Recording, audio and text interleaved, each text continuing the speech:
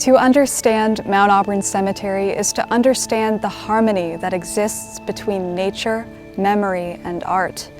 The burial grounds that came before Mount Auburn were less concerned with memorializing the dead and more concerned with reminding the living that all who die pass on to heaven or to the other place.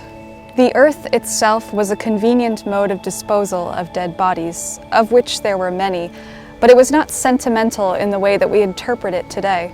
Although the visionaries who created Mount Auburn wanted to tether death to nature, they did not want to disappear within nature. Instead, they wanted to supplement nature with works of art that enhanced the landscape around them. Many of the burial practices developing now have taken that communion of death and nature one step forward, so as to be transformed by nature in its entirety into something new, unrecognizable, and indistinguishable.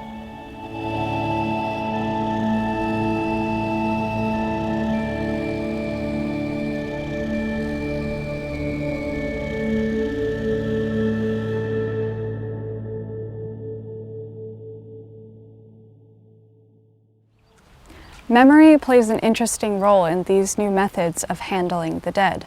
Scattered cremated remains and green burials have no memorialization in stone, and in a way cease to exist altogether once the scattering or the burial has taken place. In this way, our connection to the dead is less corporeal and more theoretical. We have abandoned the physical body as a space holder for grief and embraced a less tangible notion of loss. In between these two extremes rests Mount Auburn Cemetery, a place that no doubt puts emphasis on the natural world and specifically nature as a spiritual healing mechanism, but that also emphasizes the importance of physical reminders of life. Spoon-feeding the many visitors names, dates, and titles of the deceased who may have no living relatives left, but are kept alive by a well-placed stone and curious passerbys. In this way, Mount Auburn is not only a place to see, but a place to be seen.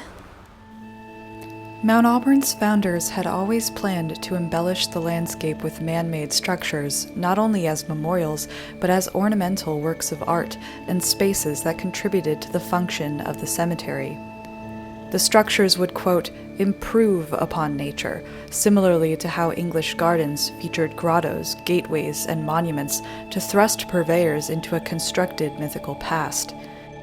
In its early founding, America was struggling with its identity as a completely new country, with its own values and culture, and rectifying that with its inexorable ties to Western European and classical aesthetic ideals.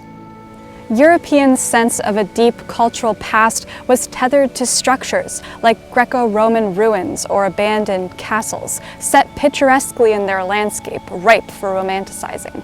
In this way, ancient ruins and abandoned castles served the same purpose as tombstones. They memorialized the past in stone for the posterity of cultural memory. Americans had no ancient structures of stone to romanticize their collective past, as they were unwilling to allow cultural narratives and collaborations from indigenous people to play a part in the creation of this new country. They were grasping at the techniques of European artists in constructing that new identity, and as a small part of that new identity, Mount Auburn began constructing Bigelow Chapel.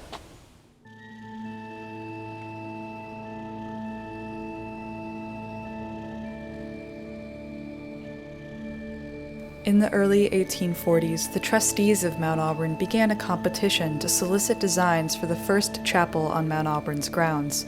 Jacob Bigelow, a founder of Mount Auburn, submitted an anonymous design of a Gothic Revival style chapel and won the contest.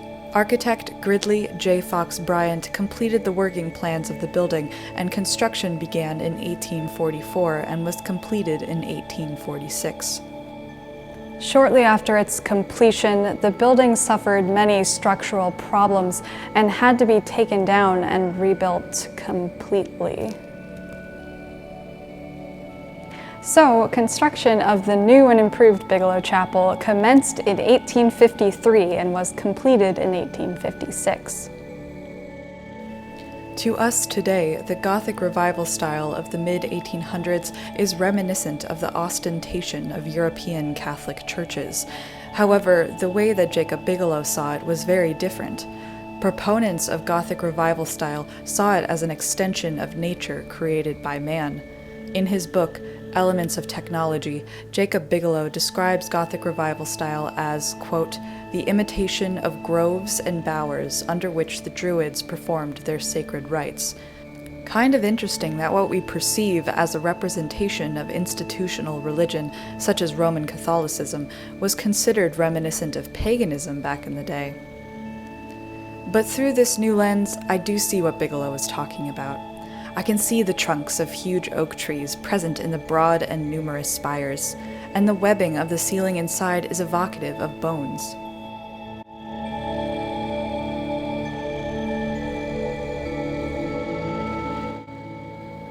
The great rose window behind me was commissioned in 1845 by Jacob Bigelow as part of his original design for the project.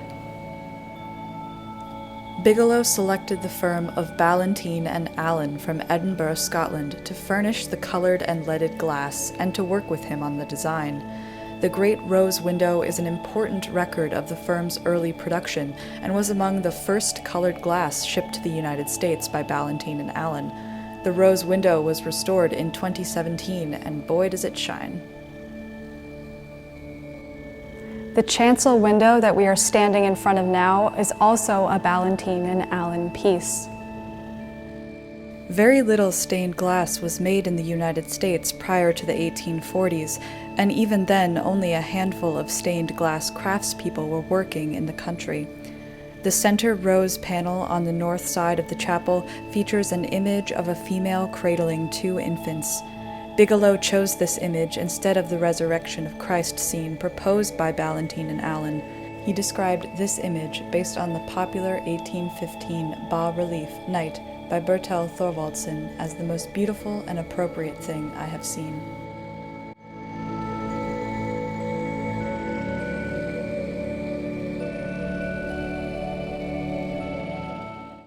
There are 2 staircases that lead up to columbaria on each side of the chapel. A columbarium is a structure, room, or open space in a mausoleum or other building designed to hold multiple cremated remains in niches. In 1908, the first columbarium was installed in the eastern gallery of Bigelow Chapel. To meet the increase in demand for cremation in the 1930s, additional niches were added downstairs and on the other side of the chapel.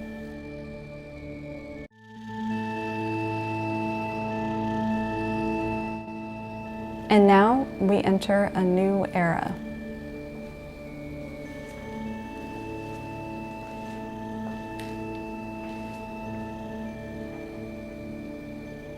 Under the direction of the award-winning architecture firm William Rahn Associates, Bigelow Chapel was revitalized in 2018 to meet an evolving need of families and the public. A new entrance providing universal access welcomes everyone arriving to attend a private family service or public event. The new multi-use gathering space at the end of the hall provides families with more space for memorial services in a non-denominational setting. Plus, look at that view of Asa Gray Garden. I think I'll just move in. Hi, I'm Corinne from Mount Auburn Cemetery. Thanks for watching our video. We're looking to put out more virtual content in the time of COVID-19 so that you can continue to learn about the cemetery along with us from the safety of your home. Thanks for watching, and be well.